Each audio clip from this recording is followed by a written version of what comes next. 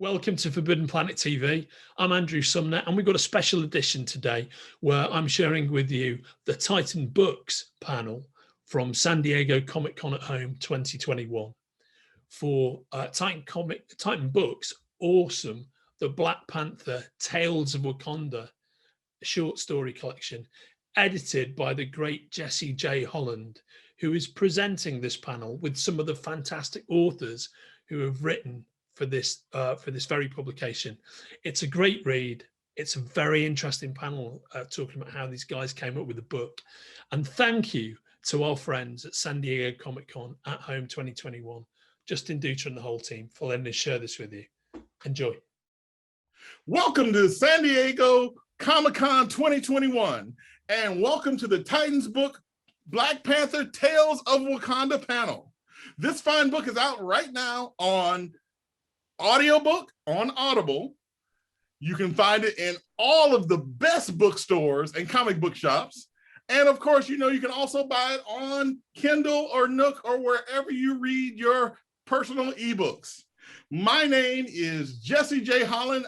It is my honor to be the editor of Black Panther Tales of Wakanda. And joining me today are three of the fabulous writers that I had the pleasure to work with on Black Panther Tales of Wakanda. And we're going to sit here today and we're going to talk everything Wakanda. So sit back with us and stick with us for the next few minutes as we talk about Black Panther Tales of Wakanda. Joining me today are three of my favorite people on this earth. And I'm going to introduce them and tell you what they did with Black Panther Tales of Wakanda, and then we're going to get into a discussion. So first of all, we're going to start with Tananarive Due. Tananarive, for Black Panther Tales of Wakanda, wrote a great T'Challa story that features one of my favorite characters in all of comic bookdom. Not just T'Challa, but Aurora Monroe, Storm, in her story, Return of the Queen. Next, we have Cadwell Turnbull, who delved into the psyche of the Black Panther's greatest enemy and the one man the Panther has never really beat. That was Eric Killmonger in his story, Killmonger Rising. And then we have ShereeRenéeThomas, whose story, Heart of a Panther, took the Black Panther to a place where we'd never seen him, the Mississippi Delta. All of these stories are available to you right now in Black Panther Tales of Wakanda, and we get to talk to these authors about what they did and how they chose these stories. First of all, good evening, everyone. Great to be here. All right, so let's start with this question. What made you decide that to be involved with Black Panther Tales of Wakanda? I was lucky enough to give all of you at some point a call or email and say, hey, this book's coming out. I'd love to read a story from you. But what made you decide that this was something you wanted to be part of? Now I'll start with you, Sheree. Well, first of all, it's the Black Panther. And I can just say personally, being a native of Memphis, Tennessee, which was, I think, the largest market in the United States to go and see the movie and return and see it again, it made a huge impact on our community. We absolutely loved seeing this legendary figure brought to life on the big screen, and just seeing all of the joy in people's eyes and the conversations, very interesting, deep, broad conversations, just reminded me of just how powerful, these kinds of stories can be. So Marvel, Jesse, Tananarive Due, absolutely. I wanted to be a part of it. And thank you so much, Tananarive, for thinking of me. Thank you, Jesse. I really appreciate it. It was an amazing experience. And since you've already been name checked by two people on the panel, Tananarive, I'm going to jump to you next. Okay, well, I really owe my involvement to you, Jesse, for reaching out. I mean, I'm just going to keep it real. As exciting as this opportunity was to be able to write a prose story set in the Black Panther world, I was worried I wouldn't have the time, and it's one of those things where you don't want to overcommit and disappoint people. And I was very much afraid of doing that. But between your persuasiveness, your patience and thoughtfulness, and sort of talking me through, like, if I said, am I allowed? Am I allowed to write about Storm? And you're like, of course. And I'm like, oh, well, wait a minute. And that really was a game changer for me. Sometimes you have to find the time. You have to like wade through your schedule and say, okay, I'm going to do this. And I was very lucky. I had just finished working with Steve on something for Realm, formerly Serial Box, that was set in Wakanda. And I had my big Black Panther dictionary, because otherwise, I don't know if I could have pulled it off on such a tight deadline. But I'd already been sort of immersed in the world of Wakanda for that project. So I was able to use that experience to jump right in. And Cadwell, you are so busy with everything else. What made you decide to take time out to delve into Wakanda? I mean, I don't think I'm as busy as Tananari, but yeah, you as well. Like, I feel like, she's speaking to the same experience that I had.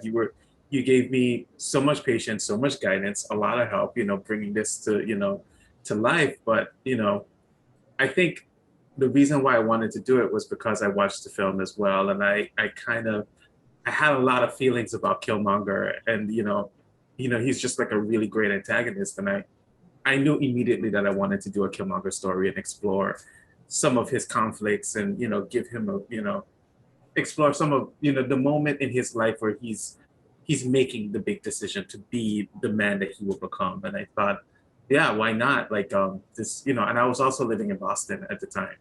I'm right now visiting for a little bit, but I was living in Boston. MIT was right down the street. I was like, this is a perfect opportunity to explore that avenue of his life, since he was an MIT grad, and it was, just, perfect timing. Now, speaking of the movie, when the Black Panther movie came out, Wakanda became known around the world. Before the movie, there were some of us who already knew Wakanda because, we're old comic book heads. So we already knew how awesome the Black Panther was and how incredible Wakanda is. But when the movie came out, that knowledge went worldwide. But my question, Tananarive, is why do you think Wakanda is so important to so many people around the world? Just the idea of Wakanda. Yeah, that's a great question. Wakanda is a very powerful idea. And I remember when Black Panther came out, there were so many memes. Empty office buildings, because people were skipping work to go see the movie. Of course, the dancing children who were so filled with joy when they heard they were going to see. I still use that all the time. And that idea of packing your bags, the packing your bags meme was probably one of the most popular, because let's face it, for a variety of reasons, a lot of us during this time were sort of engaging with the question of how comfortable is it to even be in the United States as an African American. I'm just going to keep it real. It's starting to pinch, and you're starting to dream. Is there somewhere to go? Is there somewhere to go where you can feel powerful, where you can have agency, where you can have a history that's full of your accomplishments and your strengths, without so much of the slavery, say, and the struggle, right? And I think that kind of utopian vision is very, very powerful throughout the African diaspora. So people in Brazil, Black people in Brazil, celebrating Wakanda, Blacks and even African nations where sometimes they might have had questions about some of the accents, they still could celebrate the idea of Wakanda, which is a place of freedom and possibility. And let's face it, that's something we've all been feeling a lack of. It's very nurturing and nourishing to imagine that Wakanda could be real. Cadwell, what do you think? No, I feel the same way. I'm really struck by that, thought of the utopian vision, having a place that you can point to that is anything that you can imagine. It's, like looking at that, that opening scene, I'm talking about the film again, where they come into Wakanda, when they break the barrier, and then you see the actual city.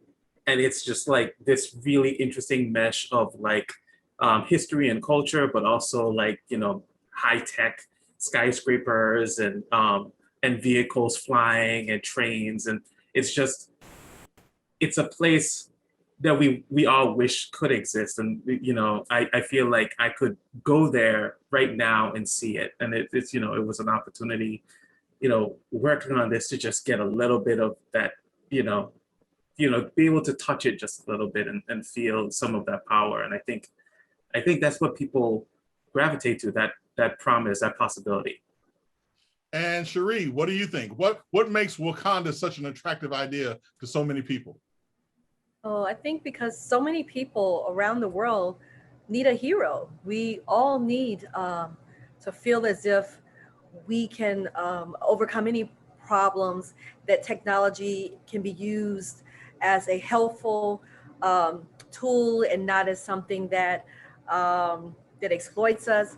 I think whether you are in Saudi Arabia or in China or in on the continent of Africa, or the nations in Africa or in the Caribbean or in the United States, you recognize something really wonderful and freeing to see, one, so many different images of womanhood, right? That was one of the great things about it. And also this ideal that though you have a lineage and you may be connected to royalty, you still have to prove that you are worthy to lead your community. I think that's something that a lot of communities can relate to. And it's just, for me, we're in a time where we're recognizing that, you know, in this global economy where we're all connected, that the choices we make on one shore affects the other, right? And so when you have a nation that has managed to thrive, you know, without necessarily colonizing others around them, without having that kind of antagonistic relationship, it gives you some hope on what we can do off the comic book page, out of the panel and in the real world, you know? Exactly. So all three of you wrote vastly different stories. They were all great stories of Wakanda. So let me ask all of you, what made you decide to write the story that you wrote?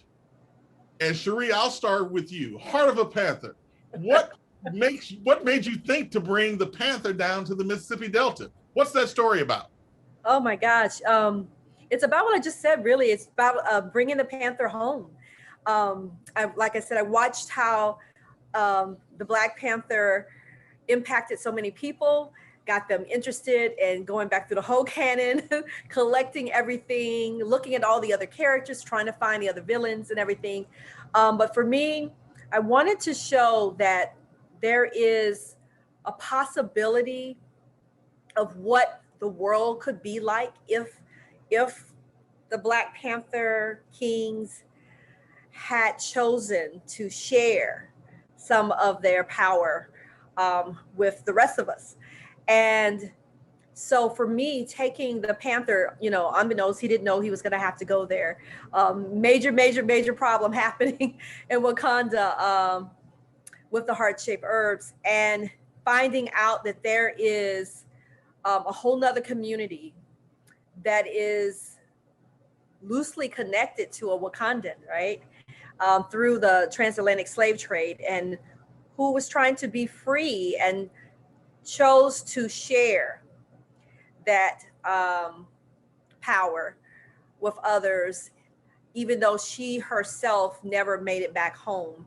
To me, I thought I needed to write something that I could connect to emotionally. For me as a writer, I need to be able to connect to my characters.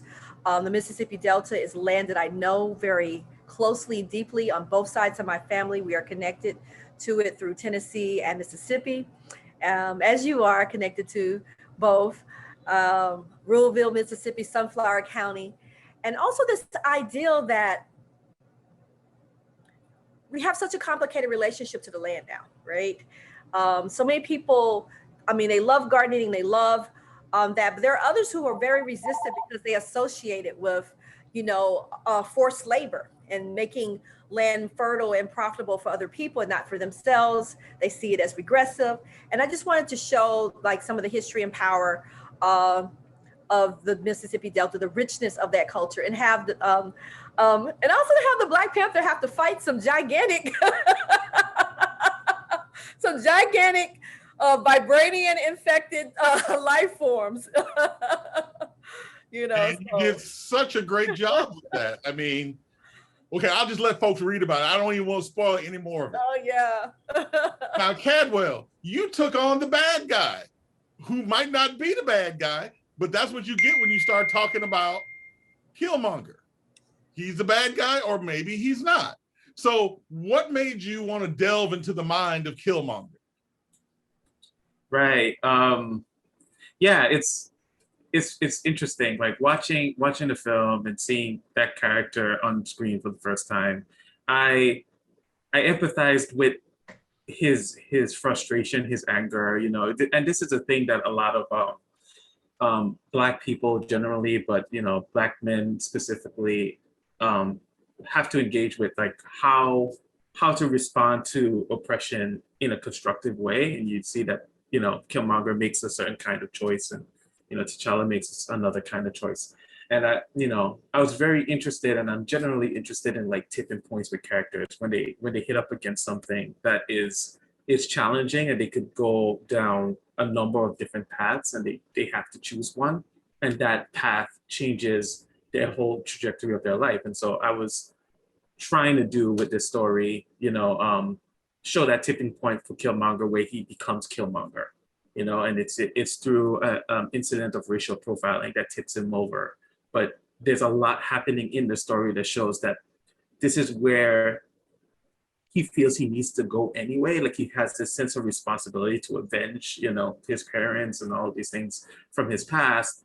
And he was just getting a little bit of happiness. And then there's this thing that happens that, you know, I think in some ways it's a justification for himself to don that mantle and become the, you know, the villain that we know.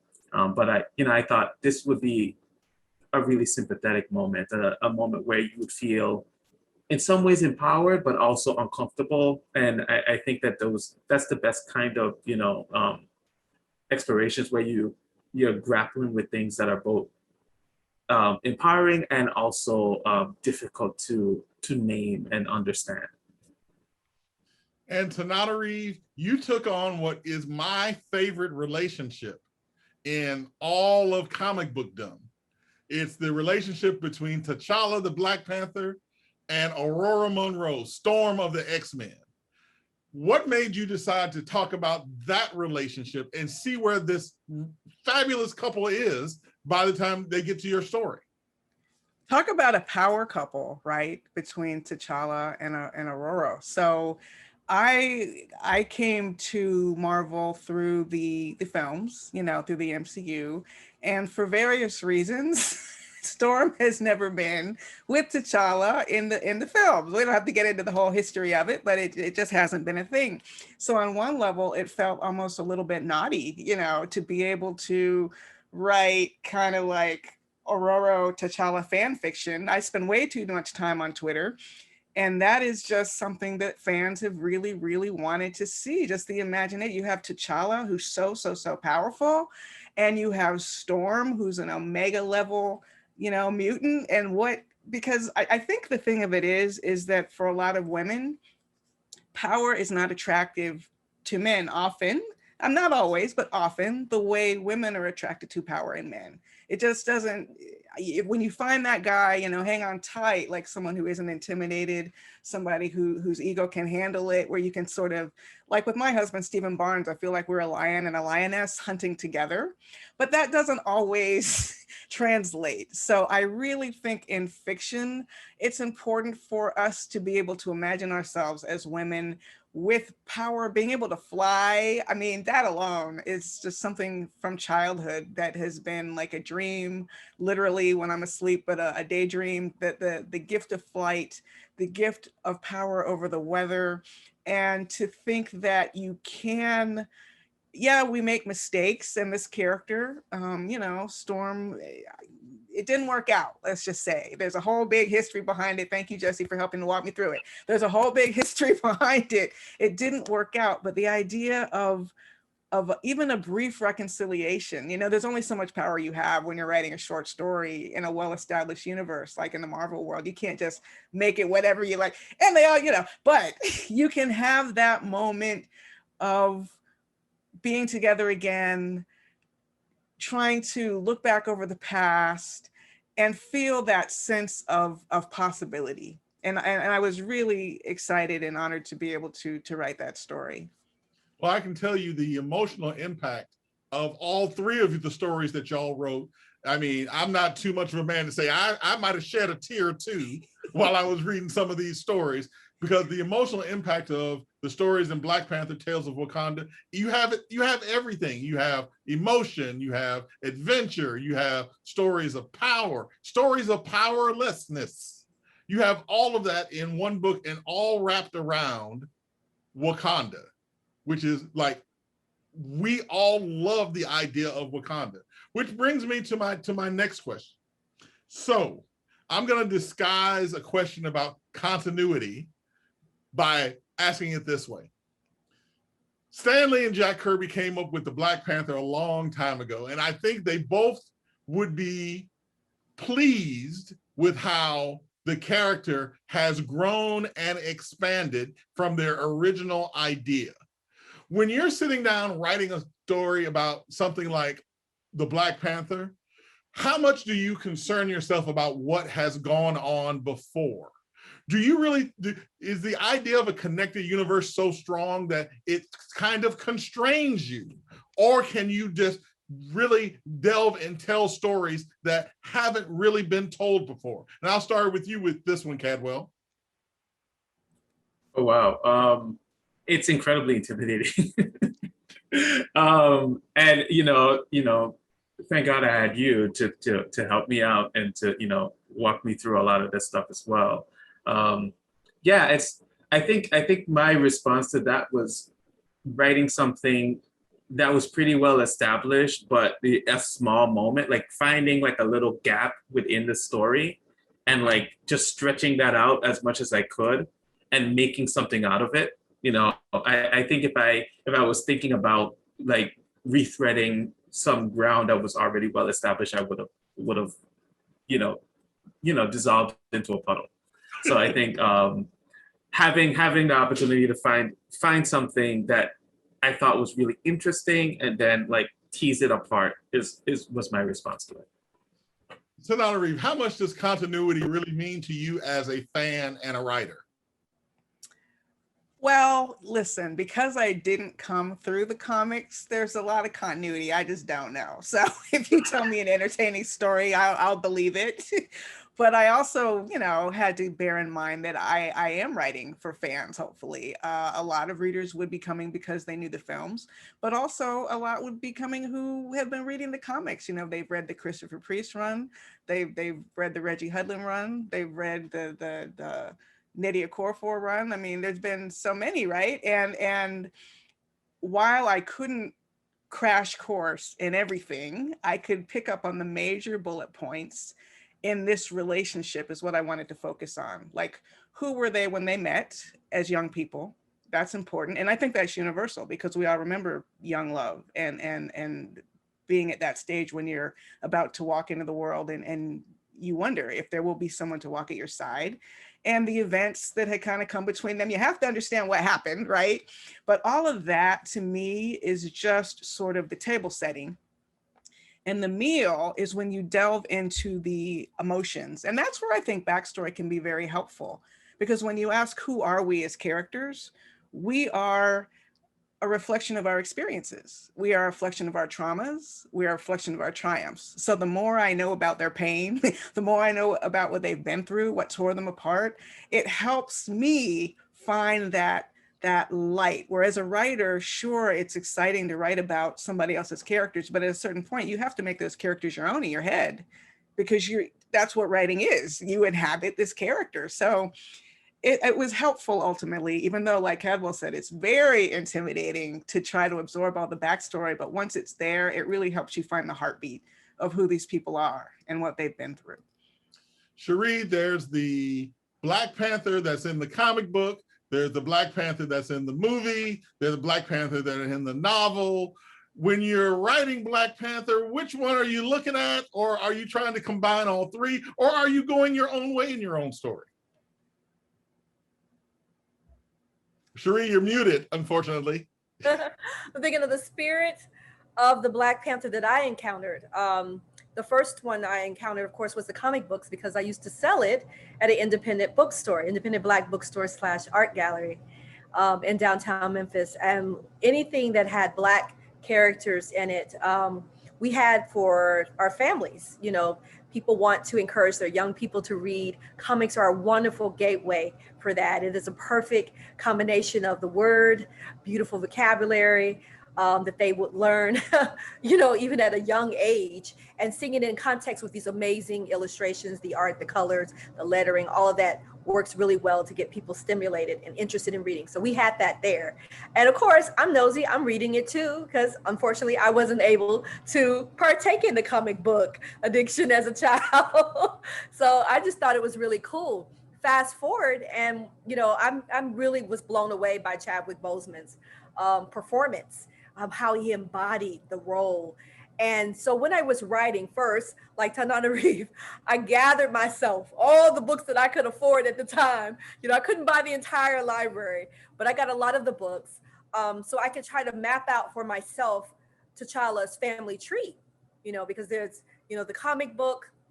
I mean, he's, you know, his mother's, his brothers, you know, and the different relationships. And so I wanted to just map that out first and see who is this young person who's eventually becomes the Black Panther. He had a whole nother life before he ascended to the throne, before, you know, he successfully fought to be the Black Panther. And so I wanted in my story to think about, you know, places where I've been myself, on the crossroad when you have to decide which life do I want to live, which path do I want to go? You know what I mean? And and is this right for me? It may be right for the community, but is it right for me? How do I be okay with these choices? Because to me, a leader and a king who never doubts themselves, who never questions, is one I wouldn't trust. You know, you must, I mean, if you have so much responsibility, you have to think very deeply and widely about how you're moving in the world. And so I wanted to kind of explore, you know, different moments of T'Challa's life, because he and his sister Shuri experienced a lot of loss before they, you know, became their full selves. So it's like you're looking at the continuity of what other writers have done before, what are some of the challenges that the character has had, but then you kind of put that in the back of your mind, and then you just got to write. You got to write and tell the story. You have to give it its own life and breath. And thank goodness for you, and thank goodness for copy editors. Amen, amen. Copy editors out there, yes. We love y'all because you save us every time. Yeah. All right, so I know as writers and editors, we're not supposed to read reviews of our own work. But sometimes you're just clicking around on the internet and you find a review and it just sucks you in. So one of the reviews I read for Black Panther Tales of Wakanda said that it was Afrofuturism disguised as science fiction writing. So I'm going to bring that to all of you. First of all, what do you call Afrofuturism? And is Black Panther Tales of Wakanda it? So, Tananarive, I saw your face, so I'm going to go to you first. Yes, I'm glad someone brought that up. Okay, yes, it is Afrofuturism. I don't know why that would be hurled about as if it's an insult, because there's nothing that excludes science fiction from Afrofuturism. I teach at UCLA, and I also have a private course I teach on Afrofuturism. And my broad definition used to be that it was the speculative arts of the African diaspora. The speculative arts, meaning, and speculative meaning science fiction, fantasy, horror, magical realism, comic books, but arts meaning films, books, Music, Janelle Monáe, right, is Afrofuturism, fusion of sounds. And I will make the distinction, however, that Nnedi Okorafor has coined the term now African futurism, which is futurism created by writers from the African diaspora as well as African Jujuism. Okay, so I would consider these all cousins, but none of that is exclusive of science fiction. And I'm almost wondering what the reviewer meant, that it's Afrofuturism disguised as science fiction, as if there's some illegitimacy to the idea of having Black science fiction, which Afrofuturism also is. And, you know, comics come across as futurism because of the tech and the gadgets and that sort of thing, almost as if those two things should be kept separate. And I don't know, I don't want to try to guess what the reviewer was thinking, but yes, Black Panther is Afrofuturism. It's comics. I don't know, there are some people who would consider some comics science fiction. It would depend on your definition more of science fiction, I think. But yeah, Black Panther is Afrofuturism and it has science fiction aspects. And I think all of the speculative arts can be one big happy family. Cadwell, jump in here with this one. Yeah, I mean, mostly I'll just agree with Tananari's definition. I think there's no line that I can see. And so, you know, like thinking about Wakanda specifically, it's alternate history, but that's also a subgenre of speculative fiction. Speculative fiction is really broad, and I really like Tananari's definition of Afrofuturism as being really broad. All the arts, all the mediums, all the imaginings of, you know, the African diaspora, and I just think, yeah, as broad as the speculative fiction definition is, and as broad as Afrofuturism is, I think the Venn diagram is the same. They're the same circle, you know. And the idea that they would be separate, I think, is tied up with some problematic ideas. You know, why would there even be a separation? Definitely the same. Sheree, what do you think? I agree with everything that's been said. For me, science fiction, speculative fiction, Afrofuturism, African futurism, these are terms that we use to try to orient our work and give context for readers, to give context for what we're trying to do, right? African futurism was actually coined by Pamela Sundstrom, a visual artist from Africa on the continent. She came up with that term and actually wrote a scholarly paper about it in a literary journal, academic journal.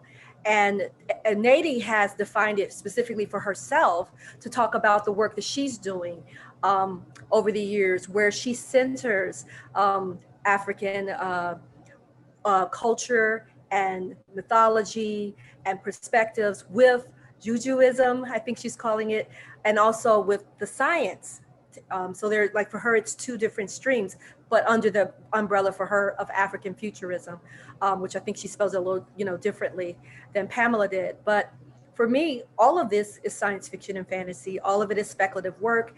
Afrofuturism is an umbrella term that can, I think, comfortably incorporate all of the Africa and her diaspora. African futurism allows you to very specifically look at works that are coming from African writers and history and tradition. And it's real estate at the end of the day. Works that center Black people, Black culture, and Black ideals in its heart is what we're talking about, because it actually wasn't so very common in the larger industry.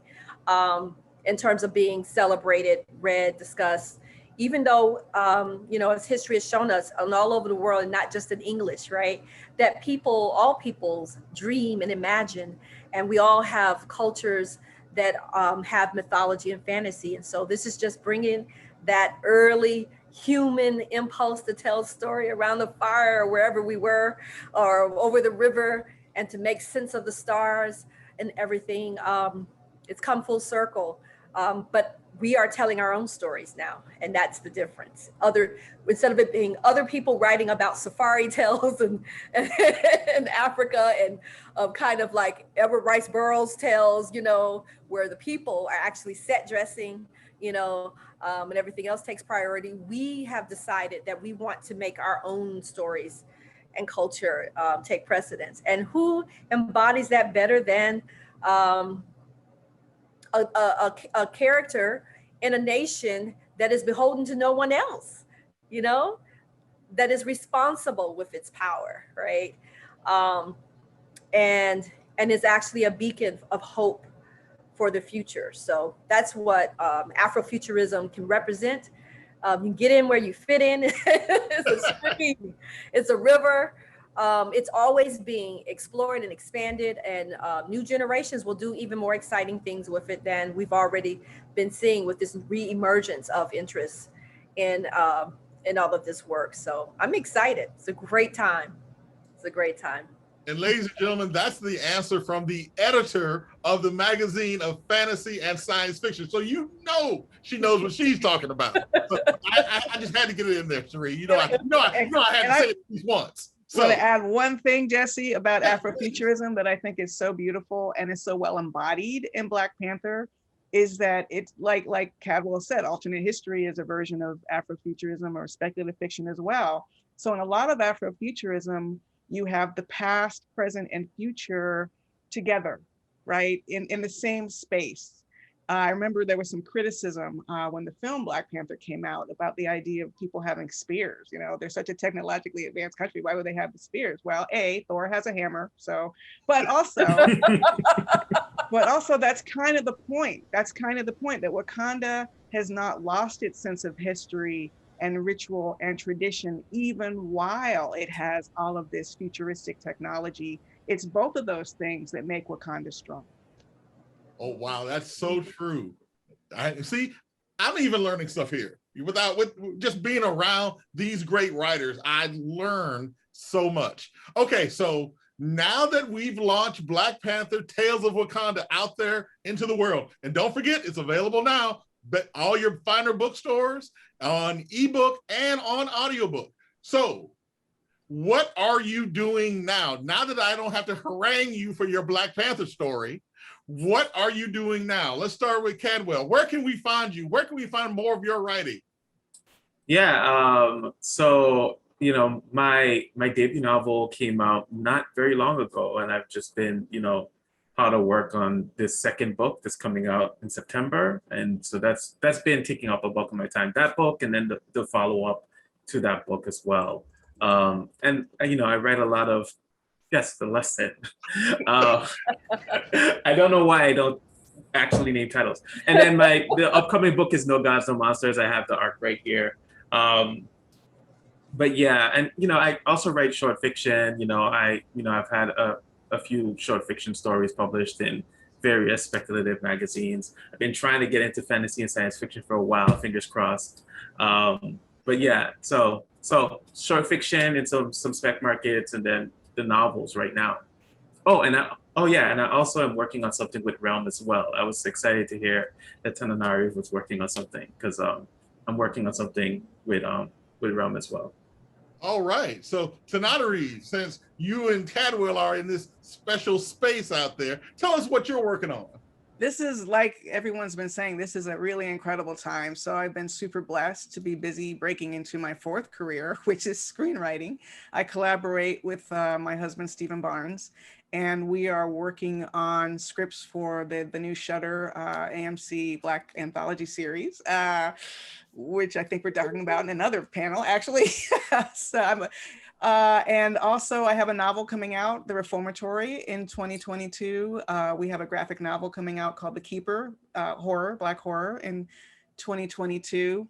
And just writing short stories when I can. That's really my heart. I love short stories. And I think and one last thing, my Afrofuturism course that I teach in UCLA, I also have a version that Stephen Barnes and I taught online that is available, take your own pace at www.afrofuturismwebinar.com. All right, everybody rush over there and get in that course. I know I'm going to do it. Now, Sheree, I know you are incredibly busy. Not only are you the editor of the magazine of fantasy and science fiction, but tell us all of the other stuff you're working on. Well, I'm excited. My first all prose collection is out from Third Man Books. It's called 9 Bar Blues. Stories from an Ancient Future. There it is. Woo! 9-Bar Blues, 16 stories, loosely connected through musical forms, but it's science fiction, fantasy, and horror, and I guess some of the things that we don't really easily classify. So yeah, there's that. Of course, thank you so much for mentioning the Magazine of Fantasy and Science Fiction. This is our May-June issue, which I'm happy to say is probably the most diverse issue the magazine has published in its 72 years of history. It's founded in 1949. And so I was very happy to be able to include so many different voices. And that short stories are my favorite form. Like Tananarive, I love him so much. So it's just a pleasure to work with writers on short stories. I am a guest curating a big Afrofuturism citywide festival in New York City for Carnegie Hall with some amazing Afrofuturists in multiple forms, with King Britt and Yatasha Womack and Ronaldo Anderson and Adrienne Fuchs at Carnegie Hall. So that will be happening next spring, 22.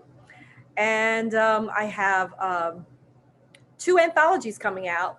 One this fall is Trouble the Waters, Tales from the Deep Blue, which is wonderful water-based speculative fiction for people around the world. So that's going to be a lot of fun coming out from Third Man Books. I can't wait for everyone to read that. And then next year, African Risen is coming out, which is a collection that I'm co-editing with Ogene Kochowe, Donald Ekpeke, who is a Nebula Award finalist this year, as well as Zelda Knight. And my goodness, the stories are wonderful. And that will be coming from Tora.com Publishing. So, yeah. So all of these fabulous writers are doing fabulous things. I urge you to follow them on their websites or their social media, where you're going to see nothing but fabulous work. Unfortunately, we are out of time. So I want to thank Cadwell Turnbull, Tananarive, ShereeRenéeThomas for taking time out of their busy writing schedules to be with us here at Comic-Con. Ladies, gentlemen, thank you so much. Once again, my name is JesseJHolland. I'm the editor of Black Panther Tales of Wakanda. We want to thank Titan Books and Marvel for letting us be part of this great Black Panther universe. Once again, Comic-Con. I hope you're really enjoying it, and hopefully we'll see you all next year in person. Thank you so much to all of you for being here today. Bye, everyone. Thank you. Bye. Bye, everybody. Thank you. That was fantastic. If you're enjoying watching Forbidden Planet TV and you're enjoying watching us talk to the world's most interesting and accomplished filmmakers, authors, artists, musicians, creators, subscribe right here. See you soon.